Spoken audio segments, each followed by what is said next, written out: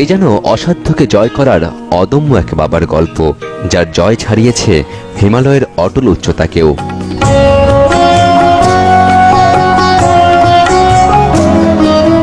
রাজশাহী শহর থেকে 50 কিলোমিটার দূরে সবুজের চাদরে মোড়া গ্রাম আরানি। সেখানে বাস শুক্কুর আলীর। 70-এর দশকে ফেরি করে বাদাম বিক্রি করতেন। এরপর প্রায় 30 বছর ধরে আরানি বাজারের ছোট্ট এই পানের দোকান, যার আয় দিয়ে চলে পুরো সংসার। 6 সদস্যের পরিবারে উপার্জনক্ষম কেবল তিনিই।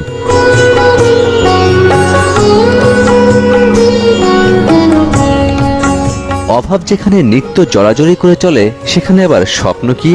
তারপরও স্বপ্ন যেন পিছু ছাড়ে না শুক্কুর আলীর। লক্ষ্য একটাই, 4 সন্তানের লেখাপড়ার খরচ জোগানো।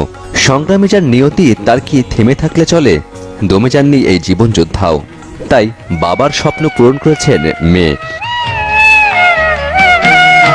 তুই কি আমার পুতুল পুতুল সেই ছোট্ট মেয়ে, যাকে নিয়ে স্বপ্ন আমার ছোট্ট দু চোখ বেয়ে। নতুন নতুন করে তোকে যতই সাজাতাম, ভরতো না মন, দিতাম কত নতুন নতুন নাম। বাবার স্বপ্ন বই নিয়ে ছোট্ট এই গ্রামকে যিনি আলোকিত করেছেন, তিনি আসমা খাতুন। 4 ভাই বোনের মধ্যে তিনিই বড়। ছোটবেলায় বাবার কাছেই বর্ণমালার হাতে খড়ি।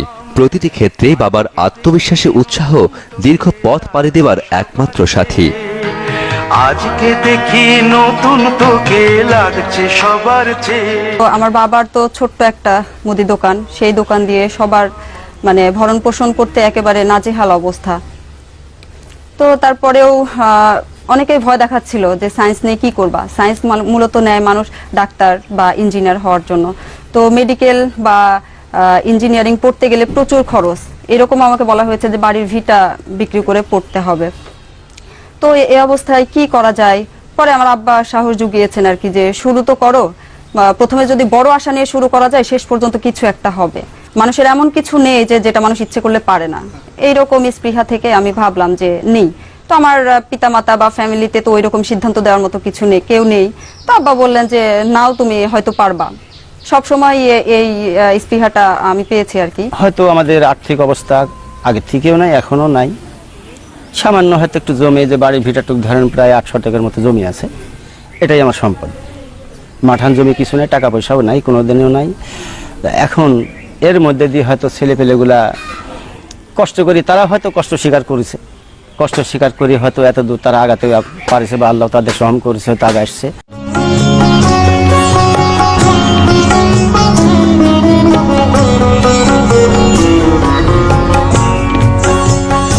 প্রাথমিকে আর অষ্টমে বৃত্তি, এরপর মাধ্যমিক, উচ্চ মাধ্যমিকের গণ্ডি পেরিয়ে রাজশাহী বিশ্ববিদ্যালয় থেকে অর্থনীতিতে স্নাতকোত্তর ডিগ্রি অর্জন।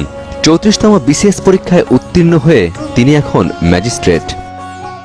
এইরকম আরো বেশ কিছু সময় এরকম সমস্যার সম্মুখীন হয়েছি, কিন্তু এই সময় আমার বাবা মা আসলে পাশে ছিলেন। তারা আমাকে এরকম বলেছেন যে আমাদের দেহে শেষ রক্তবিন্দু থাকা পর্যন্ত আমরা চেষ্টা করতে চাই, যে আমাদের বুকের উপর দিয়ে লোহার মই বয়ে যাক, তারপরে আমরা চাই যে আমার ছেলে পেলেগুলো মানুষ হোক। আমরা 4 ভাই বোন, তো আমি বড়, আমার ছোট আরো 3 ভাই বোন আছে। তাদের প্রতি আমার মানে আকুল আবেদন যে শুধু আমি একা নই, আসলে একটা ফ্যামিলি থেকে একজন উপরে উঠে সেই ফ্যামিলিকে আসলে সেইভাবে হাইলাইট করা যায় না। আমি চাই যে আমার ছোট যে 3 ভাই বোন আছে, তারাও আসলে মানুষের মতো মানুষ হোক আর কি।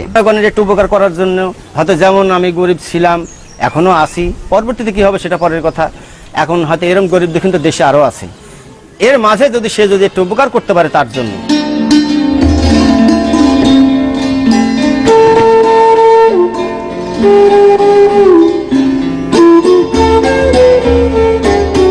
কিন্তু শিক্ষা জীবনের এই পথ চলা খুব একটা মসৃণ ছিল না। মাঝে মাঝে মনে হতো লেখাপড়া চালিয়ে যাওয়া আর বুঝি সম্ভব নয়, থামতে হবে মাঝ পথেই। কিন্তু সবসময় পথ দেখিয়েছেন বাবা শুক্কুর আলী। তো আমি যখন সেকেন্ড ইয়ারে পরীক্ষা শেষ করলাম, তখন আমার প্রাইমারি স্কুলে চাকরি হয়েছিল। ফ্যামিলির অবস্থা অত্যন্ত শোচনীয়। এই অবস্থায় গ্রামে মনে করা হয় যে আসলে প্রাইমারি স্কুলে চাকরি মানে কিন্তু একটা সরকারি চাকরি, যেহেতু সোনার হরিণ। আর এই অবস্থায় আমি চাকরিটা মানে করব কি করব না দ্বিধাদ্বন্দ্বে ভুগছি। কারণ কি? কারণ যেহেতু আমার বিশ্ববিদ্যালয়ের রেজাল্টটা ভালো আমি করছি, আমি হয়তো অনেক দূরে যেতে পারবো, কিছু একটা করতে পারবো। তো কি করব, সিদ্ধান্তহীনতায় ভুগছি। এরপরে একটা সিদ্ধান্ত নিয়ে নিলাম যে না, আমি চাকরিটা করব না আর কি, এরকম। তো পরবর্তীতে আব্বার একটু মন খারাপ হয়েছিল যে যেহেতু সংসারের অবস্থা খারাপ, চাকরিটা করলে তো ভালোই হয়। প্রথমে একটা রাগ করেছিলাম আমি, কিন্তু পরবর্তী যখন ভিতরে একটা বুঝ নিলাম, তখন পরবর্তী সময় নিজে একটা চিন্তা ভাবনা করেছি যে না, এর ধাপ আছে, এর ধাপ বড় ধরনের আছে, না হলে কেন করবে না।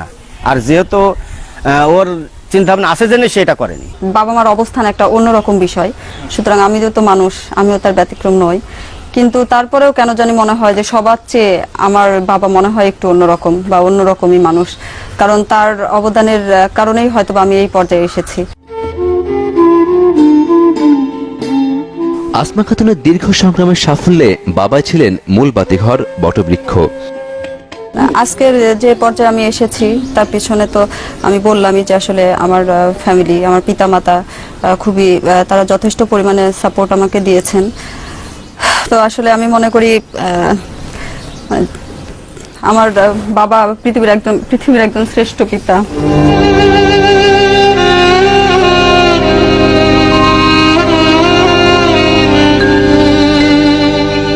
এটাই তার তৃপ্তি, যে তৃপ্তির জন্য কঠিন সংগ্রামে প্রতিদিন হেঁটেছেন আরানির মেঠো পথ।